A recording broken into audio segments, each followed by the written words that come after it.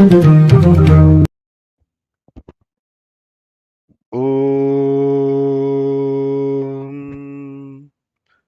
ಶ್ರೀ ಗುರುಭ್ಯೋ ನಮಃ.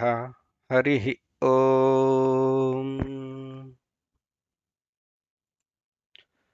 ಶುಕ್ಲಾಂಬರಧರಂ ವಿಷ್ಣುಂ ಶಶಿವರ್ಣಂ ಚತುರ್ಭುಜಂ ಪ್ರಸನ್ನವದನಂ ಧ್ಯಾಯೇತ್ ಸರ್ವವಿಘ್ನೋಪಶಾಂತಯೇ.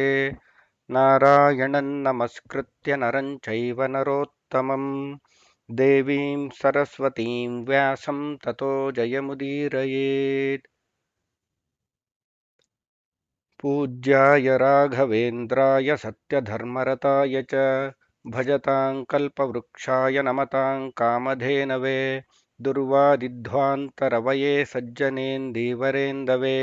ಶ್ರೀರಾಘವೇಂದ್ರ ಗುರವೇ ನಮಃ ಕಾರುಣ್ಯಸಿಂಧವೇ. ಆಪಾದಮೌಳಿಪರ್ಯಂತಂ ಗುರುಣಾಮಾಕೃತಿಂ ಸ್ಮರೇತ್. ತೇನ ವಿಘ್ನಾಃ ಪ್ರಣಶ್ಯಂತಿ ಸಿದ್ಧ್ಯಂತಿ ಚ ಮನೋರಥಾಃ. ಶ್ರೀ ಗುರುಭ್ಯೋ ನಮಃ. ಹರಿ ಓಂ. ಎಲ್ಲರಿಗೂ ವಿಷ್ಣು ಸಹಸ್ರನಾಮ ಚಿಂತನೆಯ ಮುಂದಿನ ಈ ವಿಡಿಯೋಗೆ ಸ್ವಾಗತ. ಹಿಂದಿನ ವಿಡಿಯೋಗಳಲ್ಲಿ 8ನೇ ಶ್ಲೋಕದ ಅರ್ಧ ಭಾಗವನ್ನು ನೋಡಿದ್ವಿ. ಈಶಾನಃ ಪ್ರಾಣದಃ ಪ್ರಾಣೋ ಜ್ಯೇಷ್ಠ ಶ್ರೇಷ್ಠ ಪ್ರಜಾಪತಿ ಅಲ್ಲಿವರೆಗಾಗಿತ್ತು. ಈಗ ಮುಂದಿನ ಅರ್ಧ. ಹಿರಣ್ಯಗರ್ಭೋ ಭೂಗರ್ಭೋ ಮಾಧವೋ ಮಧುಸೂದನಃ. ಹಿರಣ್ಯಗರ್ಭೋ ಭೂಗರ್ಭೋ ಮಾಧವೋ ಮಧುಸೂದನಃ. ಇಲ್ಲಿ ಮಧುಸೂದನ ಅನ್ನೋ ಕಡೆ ತುಂಬಾ ಜನ ಸೂಧನ ಅಂತಾರೆ. ಇದು ಈ ಜನಾರ್ದನ ಅನ್ನೋ ಕಡೆ ಜನಾರ್ದನ ಅಂತೆಲ್ಲ ಹೇಳ್ತಾರಲ್ಲ, ಆ ಥರ. ಇಲ್ಲಿ ದ ಅನ್ನೋದು ಇದು ಅಲ್ಪ ಪ್ರಾಣದಲ್ಲಿದೆ. ಮೊದಲನೆಯದು ಮಧು ಅನ್ನೋದರಲ್ಲಿ ಮಹಾಪ್ರಾಣ ಇದೆ, ಕೊನೆಯದರಲ್ಲಿ ದ ಇದೆ, ಅಂದ್ರೆ ಅಲ್ಪ ಪ್ರಾಣ. ಮಧುಸೂದನ ಅಂತ ಹೇಳಿ ಪದವಿಭಾಗ. ಹಿರಣ್ಯಗರ್ಭ ಭೂಗರ್ಭ ಮಾಧವ ಮಧುಸೂದನ. ಈ ಎರಡನೇ ಅರ್ಧ ಭಾಗದಲ್ಲಿ 4 ನಾಮಗಳಿದೆ ಭಗವಂತನದ್ದು. ಅದರ ಚಿಂತನೆಯನ್ನ ಇದೀಗ ಮುಂದುವರಿಸೋಣ. ಮೊದಲನೇ ನಾಮ ಹಿರಣ್ಯಗರ್ಭ ಅಂತ. ಹಿರಣ್ಯ ಅಂತಂದ್ರೆ ಬಂಗಾರ. ಆ ಬಂಗಾರವನ್ನ ಗರ್ಭದಲ್ಲಿ ಧರಿಸಿದವ ಹಿರಣ್ಯಗರ್ಭ ಅಂತ ಅರ್ಥ. ಅದರ ವಿವರಣೆಯನ್ನ ಮುಂದೆ ನೋಡ್ಕೊಂಡು ಹೋಗೋಣ. ತದಂಡಂ ಅಭವತ್ ಹೈಮಂ ಸಹಸ್ರಾಂಶು ಸಮಪ್ರಭಂ ಅಂತ ಭಾಗವತದಲ್ಲಿ ಬರುತ್ತೆ. ಅಂದ್ರೆ ಆ ಸೃಷ್ಟಿ ಹೇಗೆ ಆಯಿತು ಅಂತಂದ್ರೆ, ಮೊದಲಿಗೆ ಭಗವಂತ ಸೃಷ್ಟಿ ಮಾಡಬೇಕು ಅಂತ ಸಂಕಲ್ಪ ಮಾಡಿದ ಮೇಲೆ ತನ್ನ ಪದ್ಮನಾಭ ಅಂತ ಹಿಂದಿನ ನಾಮದಲ್ಲಿ ನೋಡಿದ್ವಲ್ಲ, ಆ ನಾಭಿ ಕಮಲದಿಂದ ಆ ಒಂದು ಬಂಗಾರದ ಮೊಟ್ಟೆ ಹುಟ್ಟಿತಂತೆ. ಸಹಸ್ರಾಂಶ ಸಮಪ್ರಭಂ ಅಂತ ಹೇಳ್ತಾರೆ. ಅಂದ್ರೆ 1000 ಅಂಶು ಅಂದ್ರೆ ಸೂರ್ಯ. ಅಂಶಗಳು ಅಂದ್ರೆ ಅಂಶ ಅಂದ್ರೆ ಕಿರಣ ಉಳ್ಳವನು ಅವನು ಸೂರ್ಯ. ಅಂದ್ರೆ ಇಲ್ಲಿ 1000 ಸೂರ್ಯರಂತೆ ಆ ಪ್ರಭೆ ಉಳ್ಳಂತಹ ಒಂದು ಬಂಗಾರದ ಬಣ್ಣದ ಬೆಳಕು ಅಂತ ಒಂದು ಮೊಟ್ಟೆ ಉದ್ಭವ ಆಯ್ತಂತೆ. ಅಂದ್ರೆ ಭಗವಂತನ ನಾಭಿ ಕಮಲದಲ್ಲಿ ಬಂಗಾರದ ಮೊಟ್ಟೆ ಹುಟ್ಟಿತು. ಆ ಬಂಗಾರದ ಮೊಟ್ಟೆಯನ್ನ ಹೊತ್ತ ಗರ್ಭ ಅದು ಹಿರಣ್ಯ ಗರ್ಭ. ಅಂದ್ರೆ ಈಗ ನಾವು ಸಿನಿಮಾಗಳಲ್ಲೆಲ್ಲ ನೋಡಿದೀವಿ. ಈ ಇಂಟರ್ಸ್ಟೆಲ್ಲರ್ ಅಂತೆಲ್ಲ ಒಂದು ಸಿನಿಮಾ ಬಂದಿತ್ತು. ಆ ಥರದ್ದು ಬಹಳಷ್ಟು ಸಿನಿಮಾ ಬಂದಿದೆ. ಅದರಲ್ಲಿ ಹೇಗೆ ಅಂದ್ರೆ ಈ ಗ್ಯಾಲಾಕ್ಸಿ ಅಂತ ಏನಂತಾರೆ, ಮಿಲ್ಕಿ ವೇ, ಕ್ಷೀರಪಥ ಅಂತ ಕನ್ನಡದಲ್ಲಿ ಅಂತಾರೆ. ಈ ಥರ ಗ್ಯಾಲಾಕ್ಸಿ ಅಂದ್ರೆ ಎಷ್ಟೋ ಸಾವಿರ ನಕ್ಷತ್ರಗಳ ಸಮೂಹ ಇರುವಂತಹ ಒಂದು ಗ್ಯಾಲಾಕ್ಸಿ. ಅಂತಹ ಎಷ್ಟೊಂದು ಗ್ಯಾಲಕ್ಸಿಗಳಿದೆ ಅನ್ನೋದು ಕೂಡ ಊಹೆಗೂ ನಿಲುಕದೇ ಇರುವಂಥ ವಿಷಯ. ಅಕಸ್ಮಾತ್ ಈಗ ನಾವು ಸಿನಿಮಾದಲ್ಲೆಲ್ಲ ನೋಡಿದಾಗೆ ಈ ಎಲ್ಲಾ ಗ್ಯಾಲಕ್ಸಿಗಳು, ಏನೇನು ಗ್ರಹಗೋಳಗಳು ಎಲ್ಲ ಆ ಸಮೂಹ ಇದೆ, ಅದನ್ನ ಯಾವ್ದಾರ ಒಂದು ಪರ್ಟಿಕ್ಯುಲರ್ ಪಾಯಿಂಟ್ ಇಂದ ನೋಡಕ್ಕಾಯ್ತು ಅಂತಂದ್ರೆ, ಇದು ಪ್ರಾಕ್ಟಿಕಲ್ ಆಗಿ ಆಗದೆ ಇರುವಂತಹ ವಿಷಯ. ಕೇವಲ ಊಹೆಯಿಂದ ಮಾಡ್ಕೊಳ್ಳೋದಾಯ್ತು ಅಂತಂದ್ರೆ, ನಾವು ಸುಮಾರು ಈ ಥರದ ಸಿನಿಮಾಗಳು ಇತ್ತೀಚೆಗೆ ಬೇಕಾದಷ್ಟು ಬಂದಿವೆ ಅಲ್ಲ, ಆ ಆಧಾರದಲ್ಲಿ ಕಣ್ಮುಚ್ಚಿ ನಾನೇನೋ ಒಂದು ಚಿಂತನೆ ಮಾಡ್ತೀನಿ ಅಂದ್ರೆ ಅದು ಹೇಗಿರುತ್ತೆ ಅಂತ ಅವರು ಹೇಳ್ತಾರೆ ಶಾಸ್ತ್ರಕಾರರು. ಅದೊಂದು ಬಂಗಾರದ ಮೊಟ್ಟೆ ಅಂದ್ರೆ ಬಂಗಾರದ ಪುಂಜ ತರ ಕಾಣುತ್ತಂತ. ಅಷ್ಟು ಇಡೀ ಬ್ರಹ್ಮಾಂಡ, ಸಮಸ್ತ ಗ್ಯಾಲಾಕ್ಸಿಗಳು, ಗ್ರಹಗೋಳಗಳು, ಭೂಗೋಳಗಳು ಏನೇನಿದೆ ಅದರದ್ದೆಲ್ಲ ಆ ಸಾರ ಒಟ್ಟಾಗಿ ನೋಡಿದಾಗ ಯಾವುದೋ ಒಂದು ಪರ್ಟಿಕ್ಯುಲರ್ ಪಾಯಿಂಟ್ ಇಂದ ಅದು ಬಂಗಾರದ ಮೊಟ್ಟೆ ಹಂಗೆ ಕಾಣುತ್ತಂತೆ. ಹಾಗೆ ಇದು ಆ ಬಂಗಾರದ ಮೊಟ್ಟೆ ಅಂದ್ರೆ ಬ್ರಹ್ಮಾಂಡ ಅನ್ನೋದನ್ನ ಇಲ್ಲಿ ಹೇಳ್ತಾರೆ. ಈ ಹಿರಣ್ಯ ಗರ್ಭ ಅಂದ್ರೆ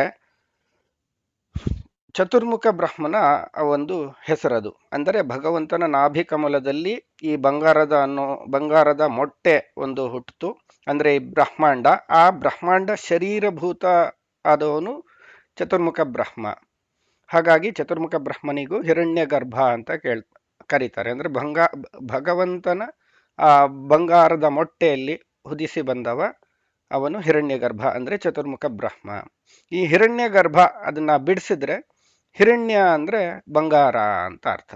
ಯಾಕೆ ಅದಕ್ಕೆ ಬಂಗಾರ ಅಂತಾರೆ ಅಂದ್ರೆ ಅದೊಂದು ಆನಂದ ಕೊಡುವಂಥದ್ದು, ಸುಖ ಕೊಡುವಂಥದ್ದು ಅನ್ನೋ ಕಾರಣಕ್ಕೆ ಅದನ್ನ ಬಂಗಾರ ಅಂತ ಕರೀತಾರೆ. ಅಂದ್ರೆ ಬಂಗಾರ ಅಂದ್ರೆ ಎಲ್ಲರಿಗೂ ಏನೋ ಒಂಥರ ಆನಂದ. ಅದು ಅಂಗಡಿಗೆ ಹೋಗಿ ಹಾರ ತಗೊಂಡು ಹಾಕೊಂಡ್ರೆ ಏನೋ ಒಂಥರ ಖುಷಿ. ಆದ್ರೆ ಅದು ಖುಷಿ ಕೊಡುವಂಥದ್ದು ಅಂತ ಅದಕ್ಕೆ ಬಂಗಾರ ಅಂತಂದ್ರು. ಆದ್ರೆ ಅದು ಕೊಡೋ ಖುಷಿ ಅದು ಪರ್ಮನೆಂಟಾ? ಅದು ಶಾಶ್ವತವಾಗಿರತ್ತಾ? ಖಂಡಿತ ಇಲ್ಲ. ಅಂಗಡಿಲಿ ತಗೊಳ್ತೀವಿ, ರೆಸಿಪ್ಟ್ ಹಾಕಿ ದುಡ್ಡು ಕೊಟ್ಟು ಅಂಗಡಿಯಿಂದ ಹೊರಗೆ ಬರ್ತಿದ್ದಂಗೆ ಭಯ ಶುರು ಆಗುತ್ತೆ. ಯಾವನು ಕಳ್ಳ ಕಿತ್ಕೊಂಡು ಹೋಗ್ತಾನೋ, ಇನ್ನೊಂದೇನೋ ಆಗುತ್ತೋ ಅಂತ ಅದಕ್ಕೊಂದು ಸೇಫ್ಟಿ ಲಾಕರು, ಅದು ಇದು ಅಂತ ಇನ್ನೊಂದೇನೋ ಒಂದು ತಲೆನೋವು.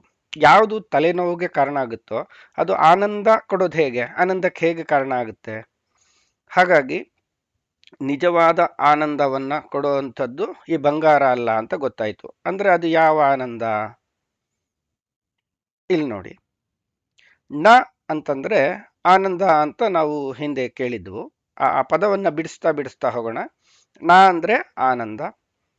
ಹಿರುಕ್ ಸುಖಂ ಹಿರಣ್ಯಂ ಅಂತ ಅದರ ವಿವರಣೆ ಕೊಟ್ಟಿರೋದು. ಹಿರುಕ್ ಅಂತಂದ್ರೆ ವಿಲಕ್ಷಣ ಅಂತ. ಸೊ ಹಿರಣ್ಯ ಅಂದ್ರೆ ಆ ವಿಲಕ್ಷಣವಾದ ಒಂದು ಆನಂದ, ಅದನ್ನ ಕೊಡುವಂಥದ್ದು ಹಿರಣ್ಯ. ಅಂದ್ರೆ ಸಾಮಾನ್ಯವಾಗಿ ನಮ್ಮ ಅನುಭವಕ್ಕೆ ಏನೇನು ಬರುತ್ತೋ, ಈ ಪಂಚಭೂತಗಳ ಮಿತಿಯಲ್ಲಿ ಬರುವ ಅನುಭವಕ್ಕೆ ಏನೇನು ಬರುತ್ತೋ ಅದೆಲ್ಲದಕ್ಕಿಂತ ಭಿನ್ನವಾದದ್ದು. ಈ ಅನುಭವಕ್ಕೆ ಸಿಗದೇ ಇರುವಂಥ ಯಾವುದೋ ಒಂದಿದೆ, ಅದು ಹಿರಣ್ಯ. ಅದು ಅಂದ್ರೆ ಅಷ್ಟು ಭಿನ್ನವಾಗಿದೆ, ವಿಲಕ್ಷಣವಾಗಿದೆ ಅಂತ ಹೇಳಿ.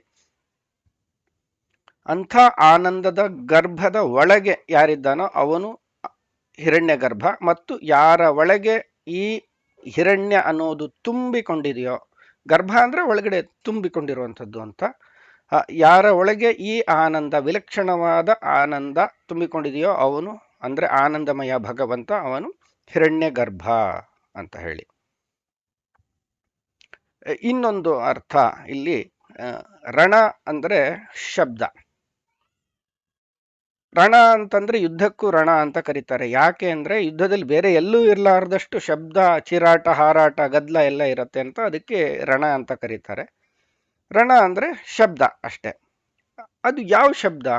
ಈಗ ಯಾವುದೇ ಒಂದು ವಸ್ತುವಿಗೆ ನಾವು ಒಂದು ಹೆಸರಿಟ್ವಿ ಅಂದ್ರೆ ಆ ವಸ್ತುವಿನ ಮೂಲ ಸಾರ ಏನಿದೆ ಅದಕ್ಕೆ ಅದು ನಿಜವಾದ ಅದು ಹೆಸರು ಅಪ್ಲಿಕಬಲ್ ಆಗುತ್ತೆ.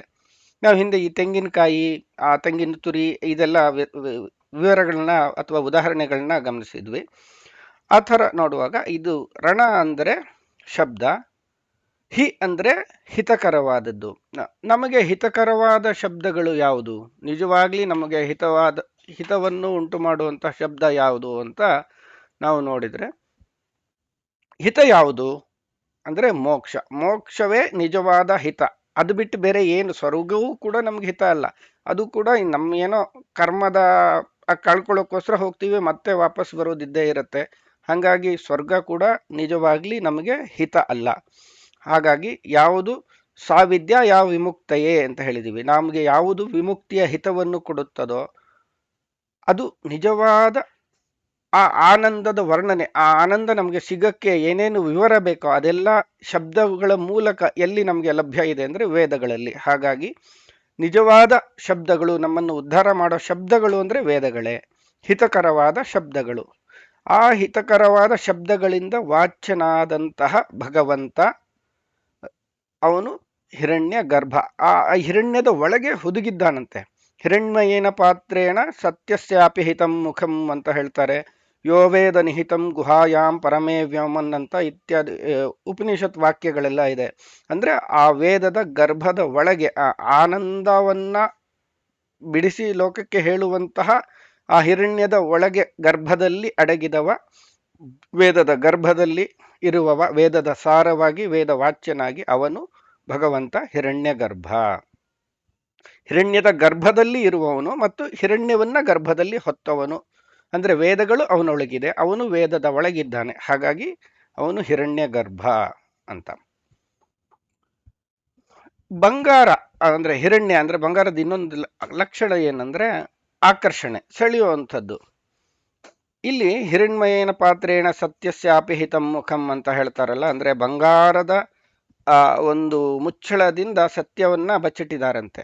ಸತ್ ಅಂದ್ರೆ ಭಗವಂತ, ಅವನನ್ನ ಅದರಲ್ಲಿ ಭಗವಂತನ ತತ್ವವನ್ನ ಆ ಪಾತ್ರೆಯಲ್ಲಿ ಮುಚ್ಚಿಟ್ಟಿದ್ದಾರೆ.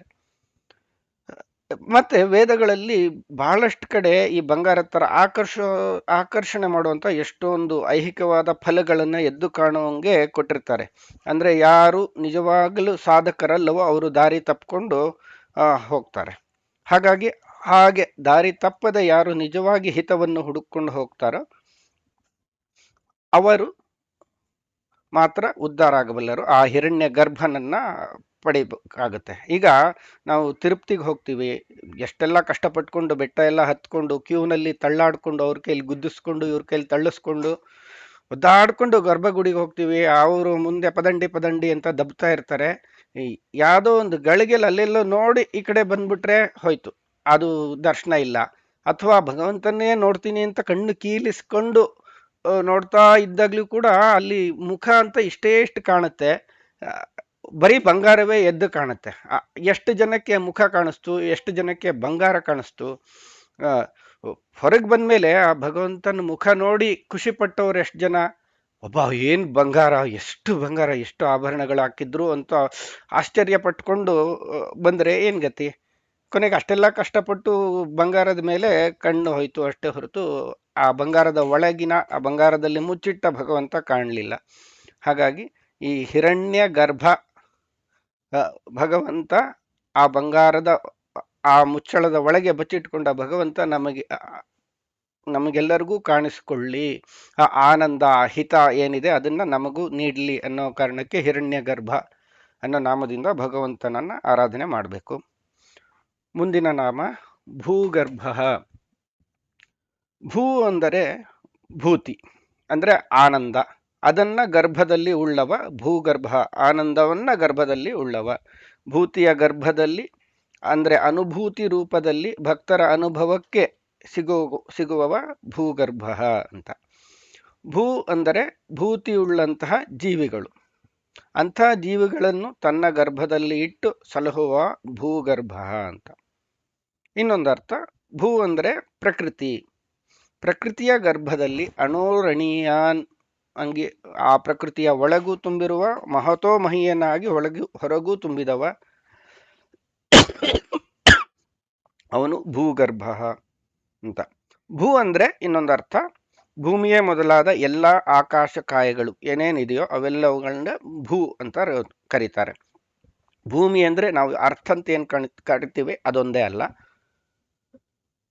ಎಲ್ಲ ಆಕಾಶಕಾಯಗಳು ಅವುಗಳ ಗರ್ಭದಲ್ಲಿ ಇದ್ದು ಸಂಕರ್ಷಣ ರೂಪದಿಂದ ಶೇಷಶಕ್ತಿಯಾಗಿ, ಶಿಷ್ಯತೆ ಶೇಷಶಕ್ತಿ ಶಿಷ್ಯತೆ ಅಶೇಷ ಶಕ್ತಿ ಅಂತ ಹೇಳ್ತಾರೆ. ಅಂದ್ರೆ ಮ್ಯಾಟರ್ಗೆ ನಾಶ ಇದೆ, ಎನರ್ಜಿಗೆ ನಾಶ ಇಲ್ಲ ಅಂತ ಏನು ನಮ್ಮ ಆಧುನಿಕ ವಿಜ್ಞಾನ ಹೇಳುತ್ತಲ್ಲ, ಅದೇ ಶೇಷಶಕ್ತಿ. ಶೇಷ ಅಂದ್ರೆ ಉಳಿಯುವಂಥದ್ದು, ಎಲ್ಲ ಹೋದ್ಮೇಲೂ ಯಾವುದು ಉಳಿಯುತ್ತೋ ಅದು ಶೇಷಶಕ್ತಿ ಅಂದ್ರೆ ಎನರ್ಜಿ. ಅವನು ಎನರ್ಜಿಯಾಗಿ ಅಂದ್ರೆ ಆ ಸಂಕರ್ಷಣ ಅಂದ್ರೆ ಆ ಆಕರ್ಷಣ ಶಕ್ತಿಯಾಗಿ, ಗುರುತ್ವಾಕರ್ಷಣ ಶಕ್ತಿಯಾಗಿ ಎಲ್ಲ ಗ್ರಹಗೋಳಗಳಲ್ಲಿ ಇದ್ದು ಅವು ಯಾವುದೋ ಒಂದು ಪರ್ಟಿಕ್ಯುಲರ್ ಆ ತನ್ನ ಪಥದಲ್ಲೇ ಚಲಿಸುವಂತೆ, ಆ ಪಥ ತಪ್ಪದಂತೆ ನೋಡ್ಕೊಳ್ಳುವಂತಹ ಶಕ್ತಿ. ಯಾಕೆಂದ್ರೆ ಈ ಗ್ರಹಗೋಳಗಳು ಯಾವ್ದಾದ್ರು ಒಂದು ತನ್ನ ಪಥವನ್ನ ಬಿಟ್ಟು ಪಕ್ಕಕ್ಕೆ ಹೋಗಿ ಡಿಕ್ಕಿ ಹೊಡೆದ್ರೆ ಅದು ಎಷ್ಟು ಸರ್ವನಾಶಗಳಾಗತ್ತೋ, ಅದು ಎಷ್ಟು ಗ್ರಹಗೋಳಗಳು ನಾಶ ಆಗತ್ತೋ ಯಾರು ಊಹೆಗೂ ಸಿಗೋದಿಲ್ಲ. ಹಾಗಾಗಿ ಆ ಎಲ್ಲವನ್ನೂ ಕೂಡ ಇಡೀ ಸಮಸ್ತ ಬ್ರಹ್ಮಾಂಡ ಖಗೋಳ ಭೂಗೋಳಗಳನ್ನೆಲ್ಲ ತನ್ನ ಆ ಒಂದು ಆಕರ್ಷಣ ಶಕ್ತಿಯಿಂದ ಆ ಒಂದು ಪಥದಲ್ಲಿ ಹಿಡಿದಿಟ್ಟವ ಅವನು ಭೂಗರ್ಭ. ಹಾಗಾಗಿ ಶೇಷ, ಇಲ್ಲಿ ನಾವು ಶೇಷ ಭೂಮಿಯನ್ನು ಹೊತ್ಕೊಂಡಿದ್ದಾನೆ ಅಂತ ಕಥೆಯೆಲ್ಲ ಹೇಳ್ತೀವಲ್ಲ, ಕೆಲವರು ಅದನ್ನ ಹೇಳ್ತಾರೆ ಮಕ್ಕಳಿಗೆಲ್ಲ ಹೇಳುವಾಗ, 1000 ಹೆಡೆಗಳ ಮೇಲೆ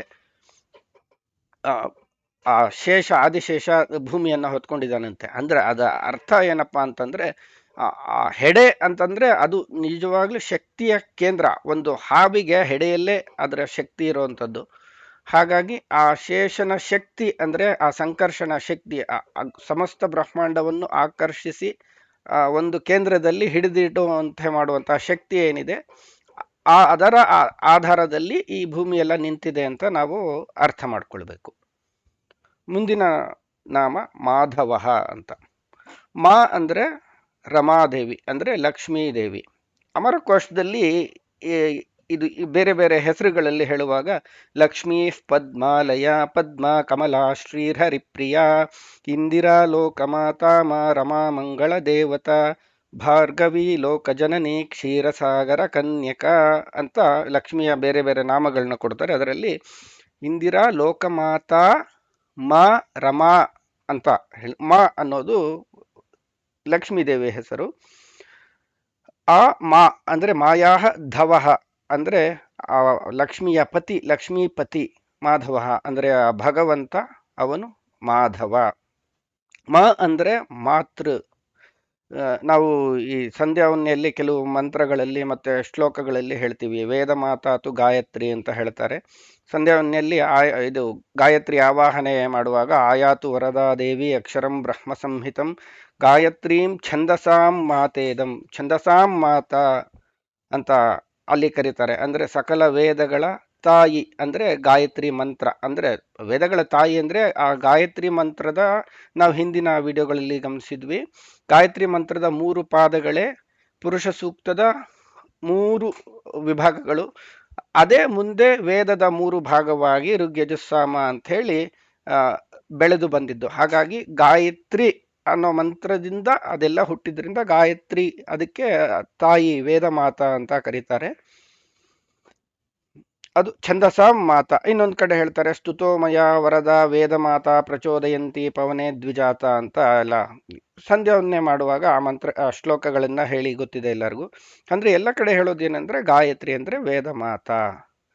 ಯಾವುದು ವೇದ ಮಾತಾ ಆಗಿದೆಯಾ, ಮಾತೃ ಅಂದ್ರೆ ಮಾ ಅಂದ್ರೆ ಮಾತು, ಮಾತೃ ನಾವು ಅದನ್ನೇ ಕನ್ನಡದಲ್ಲಿ ಮಾತು ಅಂತೀವಿ, ಸಂಸ್ಕೃತದಲ್ಲಿ ಮಾತೃ ಅಂತಾರೆ. ಮಾತೃ ಅಂದ್ರೆ ಒಂದು ಈ ಮಾತು ಅಂದ್ರೆ ಈ ಶಬ್ದಗಳು ಮತ್ತು ವಿಶೇಷವಾಗಿ ವೇದಗಳ ಸಾರಭೂತವಾದ ಗಾಯತ್ರಿ ಪದದ ಒಂದೊಂದು ಪದಗಳು. ಆ ಗಾಯತ್ರಿ ಮಂತ್ರದ ವಿವರ ಸ್ವರೂಪವಾದ ವೇದಗಳ ಧವ ಅಂದ್ರೆ ವೇದ ಪ್ರತಿಪಾದ್ಯನಾದ ವೇದ ರಕ್ಷಕನಾದ ಭಗವಂತ ಮಾಧವ. ಮಾ ಅಂದ್ರೆ ಮಾತುಗಳು, ವೇದ ವಾಕ್ಯಗಳು, ಆ ಮಾತುಗಳ ಧವ ಅಂದರೆ ಪತಿ ರಕ್ಷಕ, ಅವನು ಮಾಧವ. ಇನ್ನೊಂದು ಅರ್ಥ ಮಾಯಾ ಸಹ ಧಾವತಿ ಇತಿ ಮಾಧವ ಅಂತ. ಭಗವಂತ ಎಲ್ಲೇ ಹೋದ್ರೂ ಲಕ್ಷ್ಮೀದೇವಿ ಜೊತೆಗೆ ಹೋಗ್ತಾನಂತೆ. ಅವನು ಮದುವೆ ಆಗದೆ ಪರಶುರಾಮ ಆಗಿರ್ತೀನಿ ಅಂದ್ರೂ ಲಕ್ಷ್ಮಿ ಹರಿಣಿ ರೂಪದಲ್ಲಿ ಜೊತೆಗಿದ್ದ ಅಂತ ಪುರಾಣಗಳು ಹೇಳುತ್ತವೆ. ಭಗವಂತ ಎಲ್ಲೇ ಹೋಗ್ಲಿ ಏನೇ ಮಾಡಲಿ ಜೊತೆಗೆ ಲಕ್ಷ್ಮಿ ಯಾವುದೋ ಒಂದು ರೂಪದಲ್ಲಿ ಅವನೊಂದಿಗೆ ಇದ್ದೇ ಇರ್ತಾಳೆ. ಅದು ಕೃಷ್ಣ ಒಬ್ಬನೇ ಇದ್ರೂ ಕೂಡ ಇದು ಒಂದು ಯಾವ ಸಾಧನ ಮಾಡಿ ಕೃಷ್ಣನ ಕರವ ಸೇರಿತೋ ಕೊಳಲು ಅಂತ ಹೇಳುವಾಗ ಲಕ್ಷ್ಮಿಯೇ ಭಗವಂತನ ಚುಂಬಿಸೋಕ್ಕೋಸ್ಕರ ಆ ಕೊಳಲಾಗಿ ಬಂದ್ಬಿಟ್ಲೋ ಏನೋ ಅಂತ ಕರೀತಾರೆ. ಅಂದ್ರೆ ದಾಸರು ಹೇಳೋದು ಅದು ಯಾಕೆ ಹಾಗೆ ಹೇಳ್ತಾರೆ ಅಂದ್ರೆ ಲಕ್ಷ್ಮೀ ದೇವಿ ಭಗವಂತನ ಯಾವ ಕಾರಣಕ್ಕೂ ಬಿಟ್ಟಿರೋದಿಲ್ಲ, ಯಾವುದೋ ಒಂದು ರೂಪದಲ್ಲಿ ಭಗವಂತ ಜೊತೆ ಇರ್ತೇ ಇರ್ತಾಳೆ ಅಂತ. ಹಾಗಾಗಿ ಅಂದ್ರೆ ನಿತ್ಯ ವಿಯೋಗಿನಿ ಅಂತ ಲಕ್ಷ್ಮೀ ದೇವಿ ಕರೀತಾರೆ. ಆ ಲಕ್ಷ್ಮೀ ನಾರಾಯಣ ದಂಪತಿಗಳು ನಿತ್ಯ ಅವಿಯೋಗಿಗಳು, ಅಂದ್ರೆ ಅವರಿಗೆ ಯಾವುದೇ ಕಾರಣಕ್ಕೂ ವಿಯೋಗ ಅಥವಾ ಬೇರೆ ಆಗೋಕೆ ಅನ್ನೋದಿಲ್ಲ. ಆದ್ದರಿಂದ ಅವನು ಮಾಧವ, ಯಾವಾಗಲೂ ಲಕ್ಷ್ಮಿ ಜೊತೆಗೆ ಇದ್ದವ. ಇನ್ನೊಂದು ಮಧು ಅನ್ನುವ ರಾಜನ ವಂಶದಲ್ಲಿ ಬಂದ ಕೃಷ್ಣ ಮಾಧವ, ಇದು ಐತಿಹಾಸಿಕವಾಗಿ ಅರ್ಥ. ಮಧು ವಂಶ, ಅದರ ವಂಶದಲ್ಲಿ ಬಂದವನು ಮಾಧವ ಕೃಷ್ಣ. ಮಾ ಅನ್ನೋದು ಇನ್ನೊಂದು ಎಲ್ಲ ಕಡೆ ಬಳಕೆಯಲ್ಲಿರೋದು ನಿಷೇಧಾರ್ಥಕ ಅಂತ, ಅಂದ್ರೆ ಬೇಡ ಅಂತ ಹೇಳಿ. ಮಾ ಕುರು ಅಂತ ಹೇಳ್ತಾರೆ, ಅಂದ್ರೆ ಮಾಡಬೇಡ ಅಂತ. ಯಾರಿಗೆ ಒಬ್ಬ ಧವ ಅಥವಾ ಪತಿಯ ಅವಶ್ಯಕತೆ ಇಲ್ಲವೋ, ಪತಿಯನ್ನು ನಿಷೇಧ ಮಾಡಿ ಕೂತಿದ್ದಾನೋ, ಯಾರು ಸರ್ವಶಕ್ತ ಸರ್ವತಂತ್ರ ಸ್ವತಂತ್ರನೋ, ಇನ್ನೊಬ್ಬ ಪತಿಯ ಸಹಯೋಗವೋ ಅಥವಾ ಅವನ ನಿಯಂತ್ರಣವೋ ರಕ್ಷಣೆಯೋ ಅದರ ಅವಶ್ಯಕತೆ ಯಾರಿಗಿಲ್ಲವೋ ಅವನು ಮಾಧವ, ಅಂದರೆ ನನಗೆ ಗಂಡ ಬೇಡ ಅಂತ ಕೂತವನು ಅಂತ ಹೇಳಿ ಮಾಧವ ಅವನು. ಮುಂದಿನ ನಾಮ ಮಧುಸೂದನ ಅಂತ.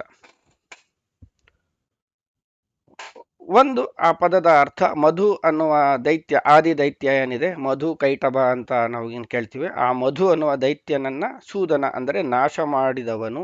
ಮಧು ಸೂದಯತೀತಿ ಮಧುಸೂದನ ಅಂತ, ಮಧು ಅನ್ನೋ ದೈತ್ಯನನ್ನ ನಾಶ ಮಾಡಿದವನು ಅಂತ. ಇನ್ನೊಂದು ಮಧು ಅಂದರೆ ನಾವು ಆನಂದ ಅಂತ ಅರ್ಥ. ಮಧುಂ ಸೂದಯತೀತಿ ಮಧುಸೂದನ ಅಂದರೆ ಅಯೋಗ್ಯರ ದುಷ್ಟರ ಆನಂದವನ್ನ ನಾಶ ಮಾಡುವವ ಮಧುಸೂದನ, ಅಂದರೆ ಭಗವಂತ. ದುಷ್ಟರಿಗೆ ಆನಂದ ಕೊಡದೆ ಶಿಷ್ಟರಿಗೆ ಆನಂದವನ್ನು ಕೊಡುವವ ಮಧುಸೂದನ. ಮಹಾಭಾರತ ತಾತ್ಪರ್ಯ ನಿರ್ಣಯದಲ್ಲಿ ಒಂದು ಕಡೆ ಹೇಳ್ತಾರೆ, ಏಧಮಾನದ್ವಿಡುಭಯಸ್ಯ ರಾಜ ಚೋಷ್ಕೂಯತೆ ವಿಷ ಇಂದ್ರೋ ಮನುಷ್ಯ ಅನ್ನಂತ. ಅಂದರೆ ಭಗವಂತ ದುಷ್ಟರೇ ಆಗಲಿ ಶಿಷ್ಟರೇ ಆಗಲಿ ಅವರಿಗೆ ಏನೇ ಸಿಗಬೇಕಾದ್ರೂ ಆನಂದ ಆಗಲಿ ಏನಾಗಲಿ ಆ ಮಿತಿಯಲ್ಲೇ ಸಿಗುವಂಗೆ ನೋಡ್ಕೊತಾನೆ. ಸಜ್ಜನರೇ ಆದರೂ ಕೂಡ ಅವರು ಆನಂದವನ್ನಾಗಲಿ ಅವರ ಯೋಗ್ಯತೆಗೆ ಮೀರಿ ಗಳಿಸಲಿಕ್ಕೆ ಪುಣ್ಯವನ್ನು ಆನಂದವನ್ನು ಗಳಿಸಲಿಕ್ಕೆ ಸಾಧ್ಯ ಇಲ್ಲ ಅಂತೆ. ಭಗವಂತ ಅದನ್ನ ಸಹಿಸೋದಿಲ್ಲ ಅಂತೆ. ಏಧಮಾನ ದ್ವಿಟ್ ಅಂತ ಭಗವಂತನಿಗೆ ಕರೀತಾರೆ. ಯಾಕೆ ಅಂದ್ರೆ ಸಮಾಜದಲ್ಲಿ ಒಂದು ನಿಯಂತ್ರಣ ಇರಬೇಕು. ಯಾರಿಗೆ ಎಷ್ಟು ಸಿಗಬೇಕೋ ಅಷ್ಟು ಸಿಕ್ಕಾಗ ಆ ಸಮಾಜದಲ್ಲಿ ಶಾಂತಿ ನೆಲೆಸಿರುತ್ತೆ. ಯಾರಿಗೆ ಸಿಗಬಾರದ್ದು ಸಿಗುತ್ತೋ ಅದರಿಂದ ನಾಶವೇ ಆಗುತ್ತೆ ಅಂತ ಹೇಳಿ, ಸಜ್ಜನರಿಗೂ ಎಲ್ಲ ಋಷಿ ಮುನಿ ದೇವತಾ ಶಕ್ತಿಗಳಿಗೂ ಕೂಡ ಭಗವಂತ ಕತ್ರಿ ಹಾಕ್ತಾನಂತೆ, ಹಾಕದೆ ಬಿಡಲ್ಲ ಅಂತ ಹೇಳ್ತಾರೆ ಪುರಾಣಗಳಲ್ಲಿ. ನಾವು ಉದಾಹರಣೆಯಾಗಿ ನೋಡೋದಾದ್ರೆ ಲಕ್ಷ್ಮಣನಾಗಿ ಎಷ್ಟು ಪುಣ್ಯ ಆ ಸಂಪಾದನೆ ಮಾಡ್ಬಿಟ್ಟ ಅಂದ್ರೆ ದೇವತಾ ಶಕ್ತಿಗಳು ಏನೇನು ಪುಣ್ಯ ಸಂಪಾದನೆ ಮಾಡ್ತಾರೋ ಅದೆಲ್ಲವೂ ಮೋಕ್ಷದಲ್ಲಿ ಆನಂದವಾಗಿ ಪರಿಣಮಿಸುತ್ತೆ. ಅಂದ್ರೆ ಈಗ ಪುಣ್ಯ ಹೇಗೆ ಅಂದ್ರೆ ನಾವು US ಬೇರೆ ದೇಶಕ್ಕೂ ಹೋಗುವಾಗ ಇಲ್ಲಿ ಇಂಡಿಯನ್ ರುಪೀಸ್ ತಗೊಂಡೋದ್ರೆ ವರ್ಕೌಟ್ ಆಗಲ್ಲ. ಅದನ್ನ ಎಲ್ಲೋ ಏರ್ಪೋರ್ಟ್ ಅಲ್ಲೋ ಬೇರೆ ಇನ್ಯಾವುದೋ ಕೇಂದ್ರಕ್ಕೆ ಹೋಗಿ ಅದನ್ನ ಕನ್ವರ್ಟ್ ಮಾಡಿಕೊಂಡು ಅಲ್ಲಿ ಕರೆನ್ಸಿಯಾಗಿ ತಗೊಂಡು ಹೋಗ್ತೀವಿ. ಅವಾಗ ಅಲ್ಲಿ ನಾವು ಏನೇನಿದೆ ಅದನ್ನೆಲ್ಲ ಅನುಭವಿಸೋಕೆ ಸಾಧ್ಯ. ಹಾಗೆ ಮೋಕ್ಷಕ್ಕೆ ಹೋಗ್ಬೇಕು ಅಂತಂದ್ರೆ ಇಲ್ಲಿರೋ ಏನೇನು ಸಂಪತ್ತಿದೆ ಅದನ್ನೆಲ್ಲ ನಾವು ಆನಂದವನ್ನಾಗಿ ಕನ್ವರ್ಟ್ ಮಾಡ್ಕೊಂಡು ಹೋಗ್ಬೇಕಂತೆ ಮೋಕ್ಷಕ್ಕೆ. ಅದು ಒಂಥರ ತಮಾಷೆಯಾಗಿ ಅಥವಾ ಲೌಕಿಕ ಉದಾಹರಣೆ ಜೊತೆಗೆ ಹೇಳುವಂತಹ ರೀತಿ. ಅಂದ್ರೆ ಇಲ್ಲಿ ಲಕ್ಷ್ಮಣ ಆಗಿದ್ದಾಗ ಶೇಷ ಅತಿಶಯವಾದ, ಅಂದ್ರೆ ಅದು ಬೇರೆ ಒಂದು ಜೀವಿಗೆ ಊಹೆಗೂ ನಿಲುಕದಷ್ಟು ಆ ಭಗವಂತನ ಸೇವೆ ಮಾಡಿ ಆನಂದದ ಡೆಪಾಸಿಟ್ ಇಟ್ಕೊಂಡ್ಬಿಟ್ಟಿದ್ದಾನೆ. ಅಷ್ಟು ಅವನಿಗೆ ಅದು ಯೋಗ್ಯತೆಗೆ ಮೀರಿದ್ದಾಗಿತ್ತು. ಅದಕ್ಕೆ ಭಗವಂತ ಏನ್ ಮಾಡ್ದ, ಬಾಪ ಇಲ್ಲಿ ಅಂತ ಮತ್ತೆ ಇನ್ನೊಂದು ಅವತಾರದಲ್ಲಿ ಬಲರಾಮನ ಕರೆದ. ಅವಾಗ ತಮ್ಮ ಆಗಿ ಬಂದ್ಬಿಟ್ಟ ಭಗವಂತ. ಇವನು ಅಣ್ಣ ಅನ್ನೋ ಒಂದು ಗ್ರೇಡ್ ಬಂತು. ಅಣ್ಣನ್ಗೆ ಆವಾಜ್ ಹಾಕೊಂಡು ಅವನು ಕಂಟ್ರೋಲ್ ಇಡೋಕ್ಕೆಲ್ಲ ಪ್ರಯತ್ನ ಎಲ್ಲ ಮಾಡ್ತಿದ್ದ. ಇವನು ಅಣ್ಣ ಅಂತ ಕಾಲಿಗೆ ಬಿದ್ದು ನಮಸ್ಕಾರ ಮಾಡೋದು, ಕಾಲೊತ್ತೋದು ಕೂಡ ಮಾಡಿದ್ದ ಕೃಷ್ಣ. ಹಂಗಾಗಿ ಅವನು ಲಕ್ಷ್ಮಣನಾಗಿ ಎಷ್ಟು ಅವನು ಇದಕ್ಕೂ ಮೀರಿ ಗಳಿಸಿದ್ದ ಆನಂದ ಏನಿತ್ತು ಅದನ್ನೆಲ್ಲ ಸ್ವಲ್ಪ ಕತ್ತರಿ ಹಾಕಿ ಸಮಕ್ಕೆ ತಗೊಂಡು ಬಂದ ಅಂತೆ ಭಗವಂತ. ಮತ್ತೆ ರಾಮಾವತಾರದಲ್ಲೇ ಸುಗ್ರೀವಾಗಿ ಯಾವ ರೀತಿಯಲ್ಲೂ ಸಂಬಂಧ ಇಲ್ಲದ ರಾಮನಿಗೆ ರಾಮನೇ ಕೊಡಿಸಿದ ಅಧಿಕಾರ ಹೌದು, ಆದ್ರೂ ಕೂಡ ತನ್ನ ಹೆಂಡತಿ ಮಕ್ಕಳು ಎಲ್ಲವನ್ನು ಬಿಟ್ಟು, ಆಸ್ತಿ ಸಮಸ್ತ ಆ ರಾಜ್ಯ ವೈಭೋಗ ಎಲ್ಲ ಬಿಟ್ಟು ರಾಮನ ಕೆಲಸಕ್ಕೋಸ್ಕರ ಅವನು ಯುದ್ಧಕ್ಕೆ ಬಂದು ಪ್ರಾಣವನ್ನೇ ಪಣಕ್ಕಿಟ್ಟು ನಿಂತು ಸೇವೆ ಮಾಡಿದ ಸುಗ್ರೀವ. ಅದು ಮತ್ತೆ ಅವನ ಯೋಗ್ಯತೆಗೆ ಮೀರಿ ಸೇವೆ ಆಯಿತು. ಅವಾಗ ಏನು ಮಾಡ್ದ, ಅವನು ಮತ್ತೆ ಕರ್ಣ ಆಗಿ ಬಂದ ಸೂರ್ಯ. ಮತ್ತು ಅಲ್ಲಿ ಮತ್ತೆ ಕೃಷ್ಣನ ವಿರುದ್ಧಕ್ಕೆ ನಿಂತು ಮಾಡಬಾರದನ್ನು ಮಾಡಿ ಅಲ್ಲಿ ಏನೇನು ಹೆಚ್ಚಾಗಿ ಗಳಿಸಿದ ಪಾಪ ಏನಿತ್ತು ಅದಕ್ಕೊಂದು ಕತ್ತರಿ ಬಿತ್ತು. ಮತ್ತೆ ಅಲ್ಲಿ ವಾಲಿ ಆಗಿದ್ದ. ಅಂದ್ರೆ ನೋಡಿ ಬ್ಯಾಲೆನ್ಸಿಂಗ್ ಹೆಂಗಾಗತ್ತೆ ಅಂತ. ಅಲ್ಲಿ ಇಂದ್ರ ವಾಲಿಯಾಗಿ ಬಂದು ರಾಮನ ಕೆಲಸಕ್ಕೆ ನಿಲ್ಬೇಕಾಗಿತ್ತಾದ್ರೂ ಹೊರತು ಅಲ್ಲೆಲ್ಲೋ ರಾವಣನ ಜೊತೆ ಟೈಅಪ್ ಮಾಡಿಕೊಂಡು ರಾಮನ ವಿರುದ್ಧ ನಿಂತ, ಕೊನೆಗೆ ರಾಮನಿಂದ ಹತನಾದ. ಅನ್ಯಾಯವಾಗಿ ಅವನು ಒಬ್ಬ ದೇವತಾ ಶಕ್ತಿ ಆದ್ರೂ ಅವನು ಪುಣ್ಯ ಹ್ರಾಸ ಆಯ್ತು. ಅದಕ್ಕೆ ಅವನಿಗೆ ಬ್ಯಾಲೆನ್ಸಿಂಗ್ ಮಾಡ್ಬೇಕಲ್ಲ. ಅಂದ್ರೆ ಜಾಸ್ತಿ ಆದ್ರೆ ಕಮ್ಮಿ ಮಾಡ್ತಾನೆ, ಕಮ್ಮಿ ಆದ್ರೆ ಜಾಸ್ತಿ ಮಾಡೋದು, ಅದೇ ಬ್ಯಾಲೆನ್ಸಿಂಗ್ ಅಲ್ಲ. ಕೊನೆಗೆ ಏನಾಯ್ತು, ಆಯ್ತು ಬಾಪ ಇಲ್ಲಿ ನಿಂಗೆ ಏನೋ ಎಲ್ಲ ಕಳ್ಕೊಂಡಿಲ್ಲ, ಬಾ ಮತ್ತೆ ಕೊಡಿಸ್ತೀನಿ ಅಂತ ಹೇಳಿ ಮತ್ತೆ ಕೃಷ್ಣನಾಗಿ ಬಂದಾಗ ಅವನು ಅರ್ಜುನನಾಗಿ ಮಾಡಿ, ಮತ್ತೆ ಅರ್ಜುನ ಕೃಷ್ಣನ ಸೇವೆ ಎಲ್ಲ ಮಾಡಿ ಅವನು ಕಳ್ಕೊಂಡಿದ್ದನ್ನ ಮತ್ತೆ ಗಳಿಸ್ದ ಅಂತೆ. ಹಾಗಾಗಿ ಇವನು ಅಂದ್ರೆ ಮಧುಸೂದನ ಹೌದು, ಮತ್ತೆ ಆನಂದ ಕೊಡೋನು ಅಂತ ಮುಂದಿನ ಅರ್ಥ ನೋಡಿದಾಗ ಅದು ನಮಗೆ ಗೊತ್ತಾಗತ್ತೆ ಕರೆಕ್ಟಾಗಿ. ಮಧು ಅಂದ್ರೆ ಆನಂದ ಅಂತ ನೋಡಿದ್ವಿ. ಸೂದ ಅಂದ್ರೆ ಸಂಸ್ಕೃತದಲ್ಲಿ ಅಡುಗೆಯವನು ಅಂತ, ಅಡುಗೆಯವನಿಗೆ ಸೂದ ಅಂತ ಕರೀತಾರೆ. ಅಂದ್ರೆ ಎಲ್ಲಾ ಸಾಧಕ ಜೀವಿಗಳಿಗೆ ಆನಂದದ ಪಾಕವನ್ನ ಉಣಬಡಿಸುವವ ಭಗವಂತ, ಮೋಕ್ಷಪ್ರದ ಅವನು ಮಧುಸೂದನ. ಅದೇ ಅರ್ಜುನ ಅಲ್ಲಿ ಏನು ಕಳ್ಕೊಂಡಿದ್ದ, ಇಂದ್ರ ವಾಲಿಯಾಗಿ ಏನು ಕಳ್ಕೊಂಡಿದ್ದ ಅದನ್ನ ಮತ್ತೆ ಅವನಿಗೆ ಕೊಡಿಸಿದ ಅಲ್ಲ ಸೂದ, ಅವನ ಪುಣ್ಯದ ಪಾಕವನ್ನ ಅವನಿಗೆ ಗಳಿಸಿಕೊಟ್ಟಂತಹ ಮಧುಸೂದನ ಅವನು ಕೃಷ್ಣ, ಅವನು ಮಧುಸೂದನ ಅಂತ ಹೇಳಿ ಇಷ್ಟು ಚಿಂತನೆಗೆ ಈ ಶ್ಲೋಕ ಮುಗಿಯತ್ತೆ. ಹಿರಣ್ಯ ಗರ್ಭೋ ಭೂಗರ್ಭೋ ಮಾಧವೋ ಮಧುಸೂದನ ಅಂತ ಇದನ್ನ ನೆನ್ಪಿಟ್ಕೊಳ್ಳಿ. ಮಧುಸೂದನ, ಅದು ಮಧುಸೂದನ ಅಲ್ಲ, ಅದು ಇನ್ನೊಂದು ಜನಾರ್ದನನೂ ಅಲ್ಲ, ಅದು ಜನಾರ್ದನ, ಇದು ಮಧುಸೂದನ. ಇಷ್ಟು ಚಿಂತನೆಯೊಂದಿಗೆ ಈ ವಿಡಿಯೋವನ್ನ ಭಗವಂತನ ನಾಮಗಳ ಚಿಂತನೆಯನ್ನ ಇಲ್ಲಿಗೆ ಮುಗಿಸೋಣ. ಮುಂದಿನ ವಿಡಿಯೋದಲ್ಲಿ 9ನೇ ಶ್ಲೋಕ. ಈಶ್ವರೋ ವಿಕ್ರಮೀ ಧನ್ವಿ ಮೇಧಾವಿ ವಿಕ್ರಮ ಕ್ರಮಃ ಅನುತ್ತಮೋ ದುರಾಧರ್ಷ ಕೃತಜ್ಞೋ ಮೇಧಿನೀಪತಿ ಅಂತ ಹೇಳಿ ಆ ಮುಂದಿನ 9ನೇ ಶ್ಲೋಕವನ್ನ ಮುಂದಿನ ವಿಡಿಯೋಗಳಲ್ಲಿ ಗಮನಿಸೋಣ. ಅಲ್ಲಿಯವರೆಗೂ ಎಲ್ಲರಿಗೂ ನಮಸ್ಕಾರ ಮತ್ತು ಅಭಿವಂದನೆಗಳು. ಶ್ರೀಕೃಷ್ಣಾರ್ಪಣಮಸ್ತು. ಜೈ ಶ್ರೀರಾಮ್.